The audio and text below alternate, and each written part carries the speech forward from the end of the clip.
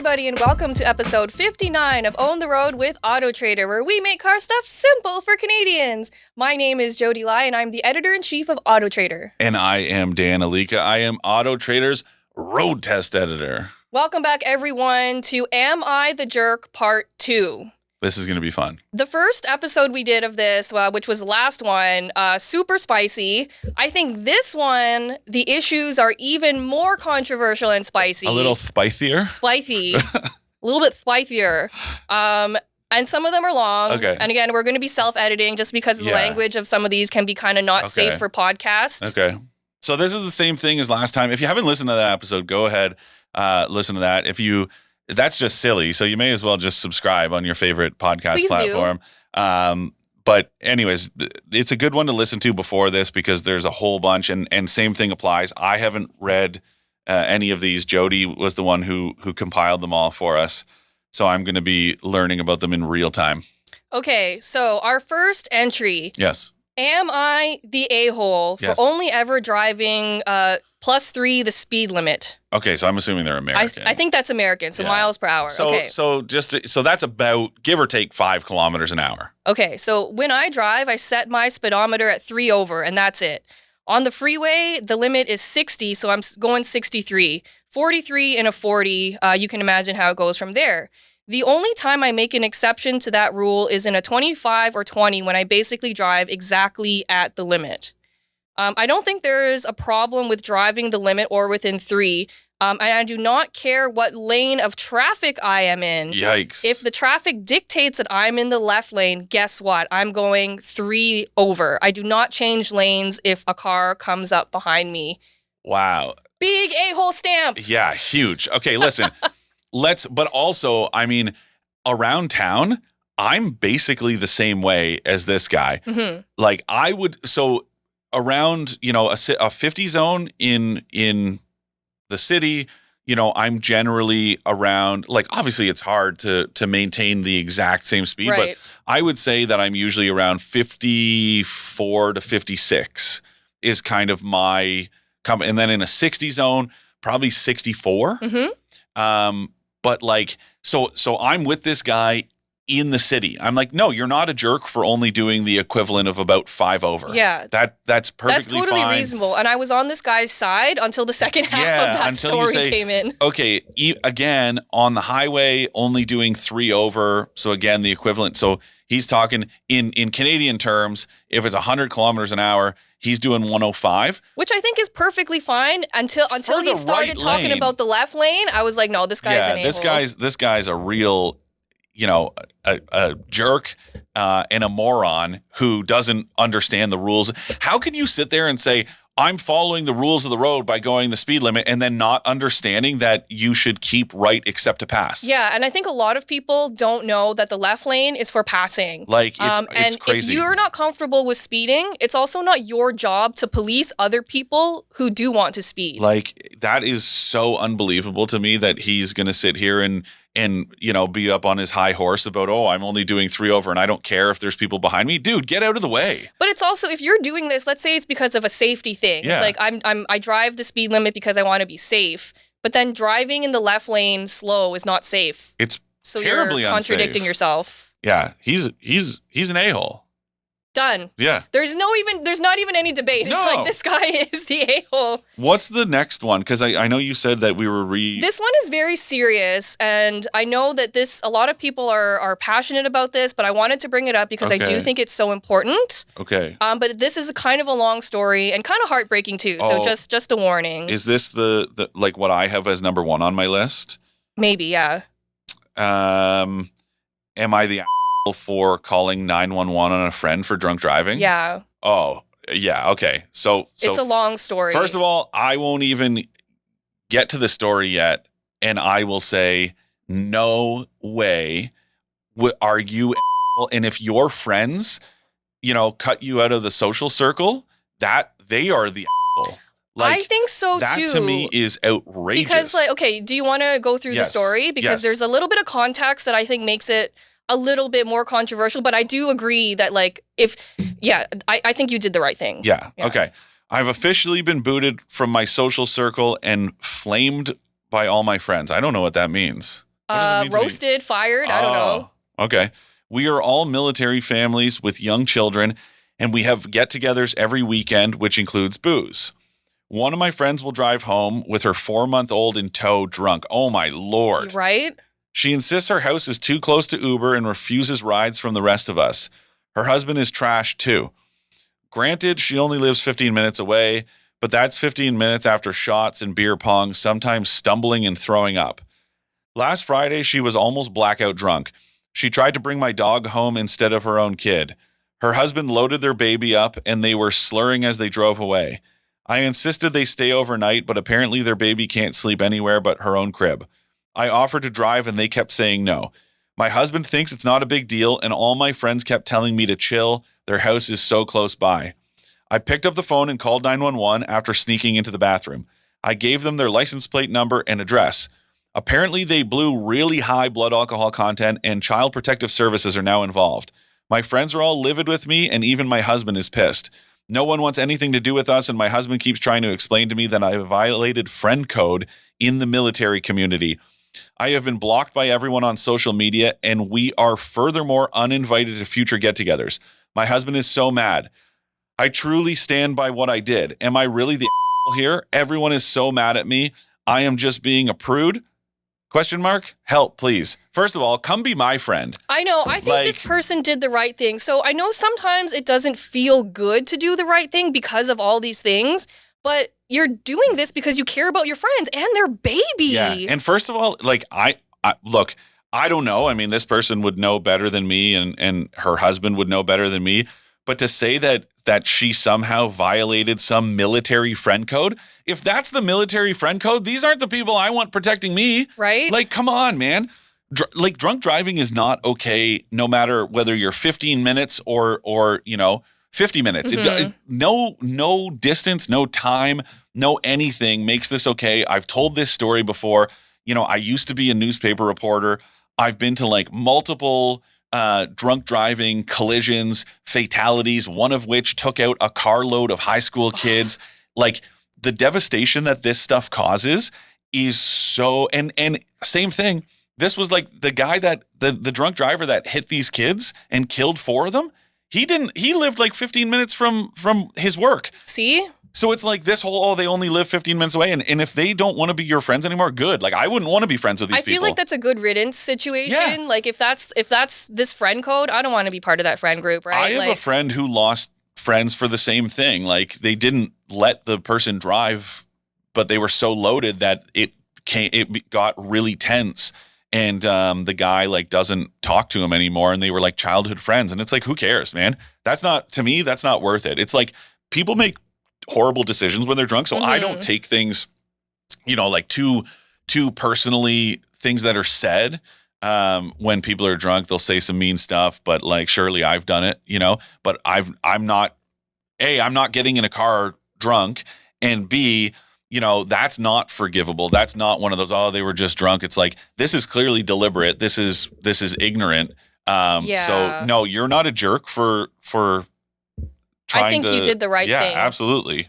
And it's like, that's not like to sit there and feel, I understand the guilt. Like you said, Jodi, it's like, it's awkward and weird or whatever, but it's like, it's not this person's fault that Child Protective Services are involved. No, it's that's the their parents' fault. They're just reaping the consequences for their own actions at this point. Exactly, because it's one of those things. If you called and there was no issue, then Child Protective Services wouldn't get involved. Yeah. So the fact that they're involved means that there is a violation there that is being taken seriously. So you did the right thing. Yeah, and I feel like as a parent, to put your 4-month-old in that dangerous situation is like unhinged. Insane. That's crazy to me. But anyway, I wanted to commend this poster for doing the right thing, because I know it's hard sometimes to have a backbone like that. Absolutely. It's hard. Absolutely. Which makes what you did even more commendable. So I was at a party once, and a guy was like, I'm just going to go get a pack of smokes. And his friends were like, no, like, you've been drinking. And he was like, dude, it's just down the street. And one of them took his keys and like hucked them. And I'm talking like 3 or 4 yards over, never found the keys. Wow. Hilarious. Wow. I mean, it worked. Yes, absolutely. He's alive, right? So, yeah, and well, I would imagine so. Yeah. But I remember like we were, it was like a keg party, so we're all just like hanging out in the backyard, and then I kind of like overhear this conversation. So I'm like, and okay, guys, I normally don't like to talk about this. When I was 20, I think. I believe I was 20. I was in school, and I literally like got into a fist fight with someone over this. Oh. So, we were in, like, it was in Toronto, and it was a party at my friend's house, and these like three girls that I was like really close friends with, Brooke, Aaron, and Bree. And Bree was from like a smaller town, and a bunch of guys that she knew came, and they were like sort of hockey bros, and they decided to leave, whatever, but they were like drinking hard, like, and so I looked at the guy and I was like, hey man, like, I don't think that's a good idea. And he like told me to mind my own business, and I was like, sure, and like confronted me, and I was like, this is the weirdest thing I have ever experienced, that me trying to like stop someone from driving drunk. Yeah. He like got in my face and like took a swing at me over it. And I was like, this is insane. Like how desperate you are to drive drunk that someone calling you out for it. And I wasn't even like, I wasn't a jerk about it. I was just like, dude, like that's a risk that I do not think you should be taking. And that's all it took to like set him off. Wow. Yeah. So anyways. I mean, I guess no one likes being called out, which I get that. But it's also like, take responsibility for your own actions. You know what I mean? Yeah. And just like, I don't know. I mean, I always say like that idea, like, sure, if you were the only person in the world, or if it was a close, sure, go put yourself in harm's way. But when you're putting other people, my dad had a colleague that he was really close with, who died, in a head-on collision, drunk driver, wrong way on the highway. Oh my God. Smoked their car. She had gone to pick up her twin brother from the airport who flew in to visit, and they were on their way home from the airport, and a drunk driver came down the highway the wrong way and hit them head on. And guys, we all know these stories. We hear them all around the world, all across the country. Doesn't matter where you're from. We've all either been directly or indirectly affected by this. And yet it still happens all the time. It's unreal. So I will 100%. I've called the cops for suspected drunk drivers. I've called the cops when I've seen people, and I don't care. If somebody didn't want to be my friend over that, good. I don't want to be your friend. Yeah, good riddance. This is why I'm happy I don't even drink. Jodi I'm always the DD. And that is true. I've leaned on Jodi quite a few, literally, and figuratively leaned on Jodi, because I've been drinking while she hasn't, and she's gotten me home. One time she had to pull over because we were driving around in circles in a parking garage, and we couldn't get out, and it was making me so dizzy. And eventually I had to step out and relieve myself. Yeah, and I was worried because you had passed out in the car, and I was like, we got you home, but I was like, how am I going to get him upstairs? Like, I can't lift you. No. Guess you're sleeping in the car today. Yeah, but I managed. Yeah, you were fine. After I threw up, I was fine. Sometimes that's all it takes. And then you took a nap, and then you were great. Yeah. All good. Okay, our next entry is, am I the a-hole for selling my daughter's car after discovering her texting and driving? So this story is pretty interesting. So here's a summary. Parents bought their kid a car for her 16th birthday. Okay. Part of the contract was that she continues to get good grades, have a good attitude, only ever have one other passenger, be super honest about her whereabouts, and the obvious, like no drinking and driving and no texting. Okay. Everything was going well. Until someone on the Nextdoor app started posting videos of bad drivers in the area. And lo and behold, my daughter was posted with her face down as she texted and rolled through a stop sign. Oh my God. And another time with her face down in her phone at a stoplight. I was livid. My wife was the one who showed it to me. We found out there were more instances from her Instagram stories. So we decided that's it. We up and sold the car. We didn't lose much in the process, except, of course, our daughter completely became unraveled. She said it was unfair. It didn't hurt anyone. Everyone's doing it. How am I supposed to get to work? What about when I go to college? Well, we said, no, it's not unfair. You hurt us by being a crappy, irresponsible driver. And no, not everyone is doing it. You can walk, ride your bike, take the bus. As for college, you don't need the car to get to and from classes. And then again, you ride or bike to work. She tried to play the how can you send your daughter to college without safety in mind card. And I said, well, now you're so concerned about safety. And she just upped and screamed. This has everyone in our lives up in arms and divided. Her grandparents think we're being over the top and awful, and grounding her would have sufficed. They've threatened that they will buy her a car if we try to send her to college without one. The car is already sold, so there's no going back. I think what we did was absolutely correct, that actions have consequences, and we would be in the wrong to pull back from that. In terms of her going to college, well, she made that choice.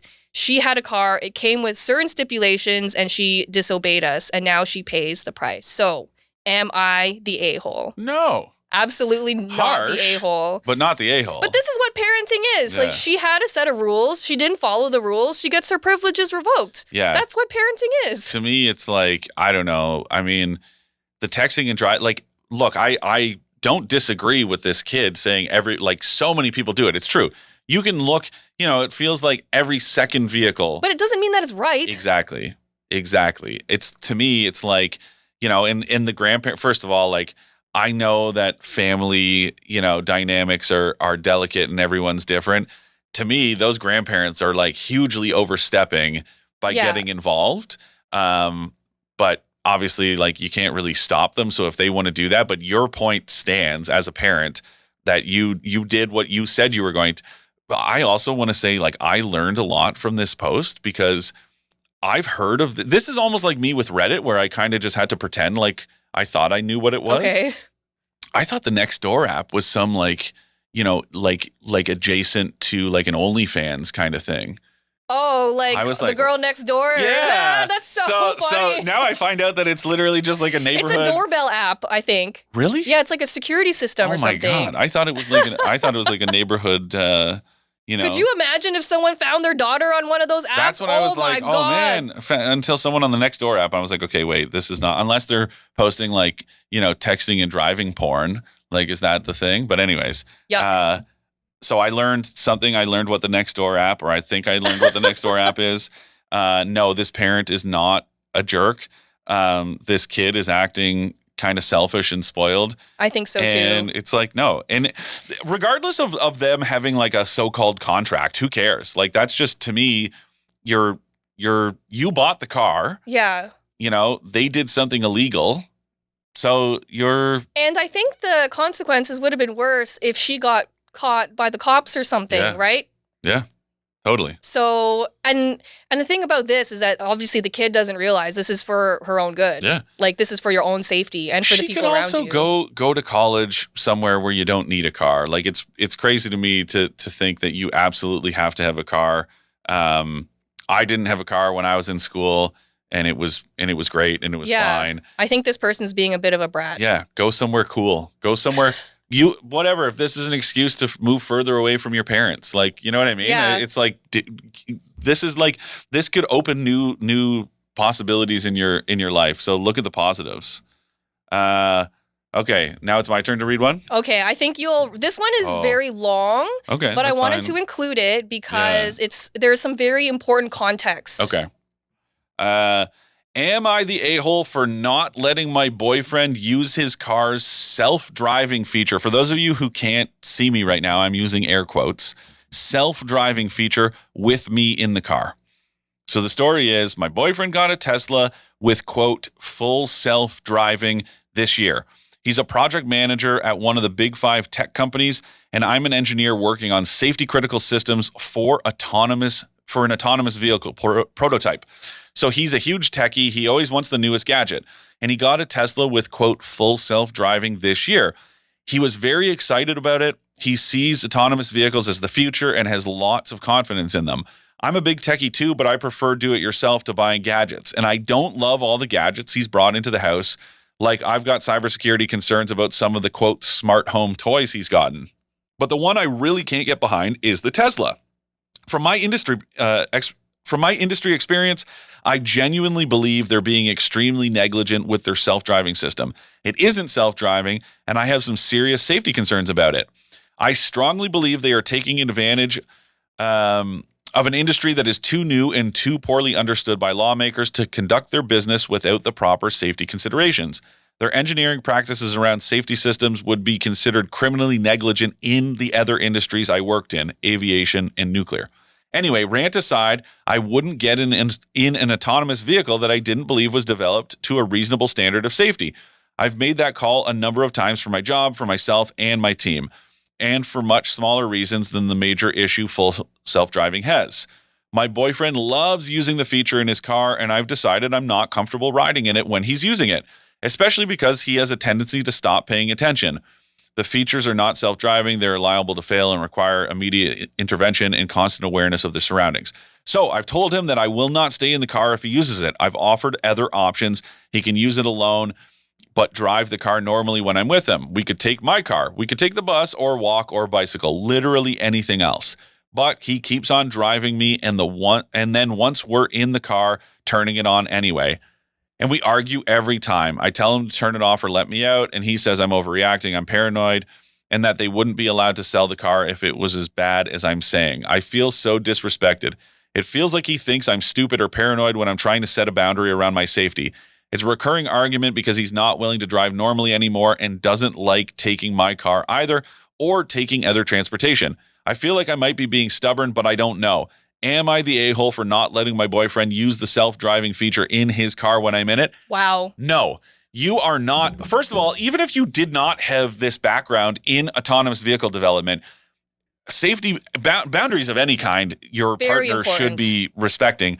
But when you are literally a subject matter expert and you're saying, hey, this isn't safe, and he's pleading ignorance and going, well, they wouldn't be allowed to sell it if they, it's like, well, I mean, it's been proven over and over again that they are allowed to sell it, even though there are serious safety concerns. And we've seen the stories where Teslas have crashed into, well, that one we ran where one almost crashed into a train. A moving train. I mean, that guy was driving it in the fog, so obviously you shouldn't be doing that. Of course, but still, the point is the system is not it's not perfect. The name is terrible. Yeah. It's not full self-driving. It is one of, so the only ones that I will use, and first of all, this is by myself or with someone else who's comfortable with it. The only actual hands-free systems are from Ford and General Motors. Ford has Blue Cruise. GM has Super Cruise. These are hands-free highway driving assist systems that are sort of supplements to the adaptive cruise control. So on certain stretches of highway, most of them are divided, but now some of them aren't. But regardless, it will prompt you that you are able to take your hands off the wheel if you so choose. But you still have to pay full attention, and it's monitoring you. Yes. So if you look away for too long, it will deactivate the system and force you to take over. Tesla's system does not have that. Tesla's system uses basically a sensor in the steering wheel to sense the weight of a human hand. But you can go on Amazon and order, these cheat devices that strap onto the wheel, and then it tricks the system. Whereas those other ones are camera based. This person is right. The National Highway Traffic Safety Administration in the U.S. is basically toothless with this stuff. So is the Transportation Safety Board. They have demanded recalls. There was one recently and again, another terribly named system, but autopilot is sort of the base level of Tesla's advanced driver aids. Again, it's a misnomer, but regardless, there was an issue. There was a recall, but then there was basically no proof that Tesla actually did the recall. Just Tesla said, we're going to do the recall. So then it was asked recently, can you please prove to us that you executed this? Because it's a flaw that we think you maybe didn't actually take care of, you know? This company literally operates like a cowboy. So there's no accountability or anything. No. So this, and again, now you take into account that this lady is an expert. She's working on a project developing autonomous vehicles, and she's saying this isn't safe. Imagine being a chef and saying, hey, that chicken looks undercooked, I wouldn't touch it. And you go, they wouldn't be able to sell this chicken if it was undercooked. It's like, who knows? You or the chef? Probably the chef. Yeah, I think the thing that stood out to me the most is their engineering practices around the safety system would be considered criminally negligent in other industries. She knows what she's talking about. And so, no, not the a-hole. Good for you for having a backbone. I also don't think that what she's asking is outlandish. I think she's being very reasonable with her requests. I think she should break up with him. That escalated real quick. I mean, come on. If you think about it, he's being super disrespectful by doing this. Not respecting her boundaries, not trusting her expertise. Honestly, like this whole thing about, he's like still uses it once I'm in the vehicle, even though I tell him not to.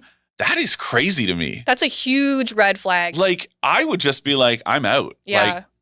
Like, who cares? Yeah. He just sounds like a moron. This turned in from am I the jerk to dating with Dan. Yeah.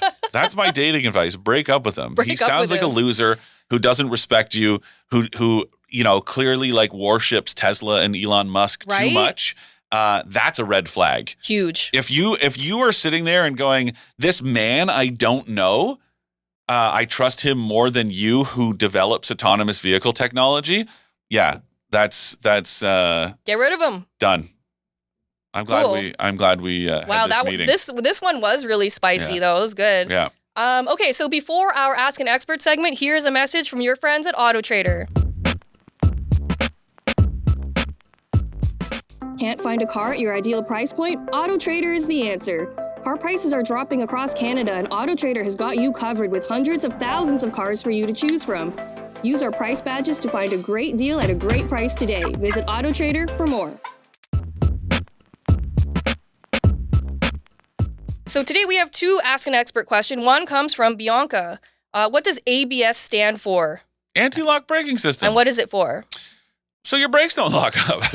I mean, so old cars used to, if you slammed on the brakes, it would lock up your brakes and then they would essentially become useless. Yeah. Right? So like brakes locking up is, that's how you skid. ABS, the sound, if you're ever driving, let's say, as a Canadian, I'm sure just about all of us have had this where it's like you hit a little bit of black ice as you're slowing down for a stop sign or something and you hear like a ticking sound. That is the ABS system recognizing that you've locked up your brakes, and it's incrementally actually like loosening, pulsating so that the brakes don't lock up so that you can still maintain control of the vehicle in an emergency, in this skid situation. So that's what ABS is. It's mandatory on all new vehicles, but relatively recently, like that was in the 90s, I believe. Oh, yeah? Or early 2000s that it became government mandated. ABS. I remember as a kid when it was like, a selling feature that it was like equipped with ABS. And I'm like, wow, that seems like, it should be standard. I mean, airbags, whatever. There's lots of, seat belts at one point didn't used to be legal. So, but that's what ABS is. That's the simple. Good question. Yeah. Our next one comes from Nicole Boyle. Okay. Hello, Nicole. How do I pay cash at a dealership? Also, I'm not interested in paying fees the dealership tax on once I enter the contract stage. I understand I need to establish an out-the-door price once I find a used vehicle I'm interested in buying. And last one, is it better to negotiate via email from the comfort of my own home rather than on the lot face-to-face with a salesperson who I would have to walk away from? Thank you. This is all like, good questions. We appreciate you reaching out. Okay, so let's start with how do I pay cash at a dealership? I mean, shouldn't be a problem to pay cash at a dealership. Okay, here's the thing. Nowadays, it's becoming more problematic. I'll get to that in a second. First of all, I'm assuming that Nicole, you just mean like, buy a car outright, because I'm not Scrooge McDucking my way into anywhere. I'm not carrying a bag of just a bag of cash. So it's like I would, I'm talking like certified check or whatever here. So how do you do it? I mean, you just make that intention clear. The trouble is, and it's not really, I've heard about this more and more, where dealers won't take cash, like they want to finance the vehicle. It's because it's incentivized on their end, right? So it's like the dealer stands to make, whether it's a fee or whether it's, once they hit like a certain number of finance deals, they get an incentive for that. So it's over during the pandemic, it became more of an issue because, inventory was squeezed anyways. And so you could walk in and the dealer could say, well, no, I'm not going to sell it to you. And these were rare. I mean, let's be real. We're talking almost 2 million, new vehicle sales in Canada a year and countless more used vehicle sales. We're talking like a fraction of a percentage that this is happening, really. But, it can be a pain point, something frustrating, especially during the pandemic, because they could just say, well, if you don't buy the car, the next person will. Yeah, because demand was so high. So how do you do it? I mean, just make that clear, in your like negotiate the price first. You got to look after you. Don't set out and say, and sometimes they'll ask and, it's up to you. I personally would not tell them. I would just say, well, I'm keeping my options open. Let's talk about the price. The other big piece of advice I can give you is, for those financing, especially, negotiate the total purchase price. And that's why I'm saying, you can kind of use this as your defense of just say, well, I'm keeping my options open. Let's talk purchase price. Because sometimes, you'll get caught up in a situation where you're negotiating monthly payment without necessarily focusing on the total term of that finance period. So let's say that you're hoping, in your mind, you're thinking it's like a 4 or 5 year, but it turns out that they're talking monthly payments over a 7-year term. So negotiate the total purchase price. The next part of the question was, I understand. Okay, you understand out the door price once you find the used vehicle that so I mean, what I would say is like, it's easier with used because there are less fees associated with purchasing a used vehicle. Right. But yeah, so just, you go into it. The same thing applies. If you don't pay for stuff you don't want, that means, there's no, well, I guess there kind of is. There are consumer protection rules, but like, look, ultimately, a dealer doesn't have to sell you a vehicle that they don't have on the lot. There's no rule that they have to sell you a certain vehicle if you come in too low, if you say you don't want certain features, but like the stuff I'm telling you right now, like when they're this etching and all these little fees, like, no, don't. And if they say it's already done, then walk away from the deal. That's my advice, because you don't want that feature. You should not have to pay for something. I had this. I'll tell you, I bought a new car back in 2013. And there was, once I sat down with the finance manager, he was like, talking about this etching thing. And I was like, well, I don't want that. And he was like, well, it's already on the car. And I'm like, yeah, but I didn't ask for that, so it's like, just because you allegedly, went through with this process doesn't mean that I should have to pay for it. And if that's the case, then I'll just walk away from the deal. And we eventually were able to work it out, and I didn't pay for it. So, and then is it better to negotiate via email? I don't know. Everybody's different. I'm like a negotiating period. Yeah, I'm a face-to-face kind of person. I think it humanizes the experience a little bit more. It's a lot harder for somebody to say no to you. It's easier to read someone's reaction when you're in person. But if you're not, if you feel more comfortable being at home, I suppose do it via email. But also keep in mind, it's easier for somebody to just ignore you if you come in with a price that they go, well, we're too far apart. Whereas if you're already sitting in the office or at the dealership or whatever, there's more room for discussion, I think. Yeah, just to read each other a little bit more. I know it's uncomfortable. Car buying can be a stressful process, but yeah, I just prefer to do it in person. So I don't know that there's one way is better. There's no universal truth here, to each their own, but I personally prefer to negotiate in person. Great. Thank you, Bianca and Nicole, for your questions. If any of you have questions you would like to ask Dan or I, you can email expert@trader.ca. And thank you so much for joining us. This was a spicy episode, but it was really fun. Maybe we can do it again sometime. Yeah. Make sure you subscribe to the podcast and our YouTube channel and all our social media channels. Drive safe, and we'll see you next time. See you guys.